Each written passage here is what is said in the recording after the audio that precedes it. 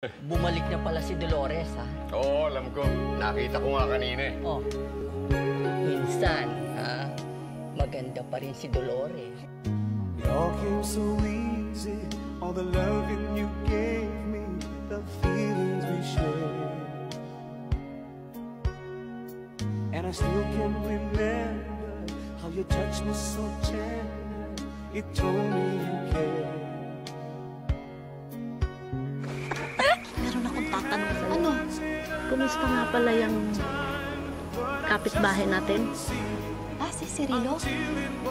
Kala ko, hindi ka na magtatanong eh. Ikaw naman. Siyempre, tumitsyempo lang ako. Ihiya naman akong tanungin agad yun after all these years. Pinabibigay po ni Uncle to Rose. Siya nga ba? Ah, edi salamat. Si Ramil ang nagbibigay niyan. Hindi ako. Ito naman, pa-rose-rose pa. Eh ano naman, kung galing sa'yo ito, ayaw pang aminin. Salamat sa'yo. Sige, kung pinipilit mo ako, bakit ba hindi?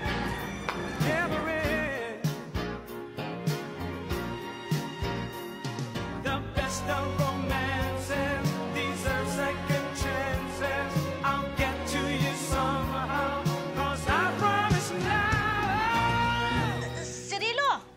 Napasyal ka? Si Liro, halika dito. Magkwentuhan tayo, halika dito. Hindi bali na lang.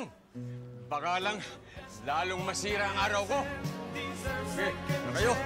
Dolores, eto ang bulaklak para sa'yo. Lagi mo na lamang ako sinasaktan. Hanggang ngayon ba naman sa edad natin ito? May konsensya ka ba?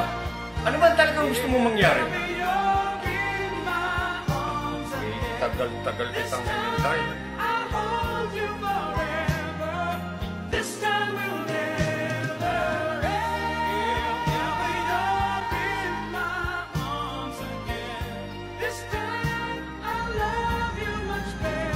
Naku, huwag kang magmaang-maangan, ha? Kitang-kita ko kayo dyan sa balkonahe, magkayakap. Kasama mo pa ngayon. Kakahiya, ang mga patol sa bata. Hindi ba po kayo pupunta ka na Aling Dolores?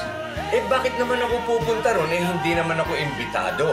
Eh, kayo nga ang dahilan kung bakit siya alis bukas eh. Ano? Huwag ka na umalis, Dolores. Please. Dahil muli ako masasaktan eh. Alam mo, mahal na mahal kita noon. Kaya lang, nagalit din ako eh. Dolores. Dolores, mahal na mahal kita eh. Kung talagang maibabalik ko lang ang kamay ng orasan. Pero pwede mo ring ituloy ang pag-ikot.